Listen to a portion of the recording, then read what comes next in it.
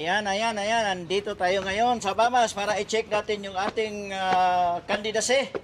Kung sino yung mga kandidato at sino mga kalaban natin. Oh! Andito ka pa! Oo. Bakit ano pagbabago? Ay, magpapail ako ng kandidasi ko sa... Ay, late ka na. Andito na. Ha? Andito na yung mga listahan ng kandidato. Late na ako? Oo. Ba't hindi ka pa nag-file? Nag-file ako! Ba't hindi nilagay ang pangalan mo? Saan mo pinagdala? Nandito ka ba noon? Ipinadala ko yung aking Saan mo pinadala? application. Saan mo pinadala?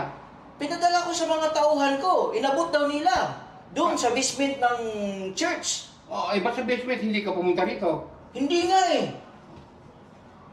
Nako, anong nangyari? Sino tong mga kandidato ngayon? Ayan, si Nako, Nida Kirapas, si Jomar Laod. nako. Yan ang mga... For president pa naman ang tinatakbuhan ko. Paano ngayon to? Ay, wala na, late ka na. Ay, magpapail ako ng Okay. protest. Hindi pwede. Pinadala ko yung application ko. Ay, kanino na magpapail ng protest? Comelec? Siyempre, sa Comelec. Sino ba Comelec kayo dito? Nako.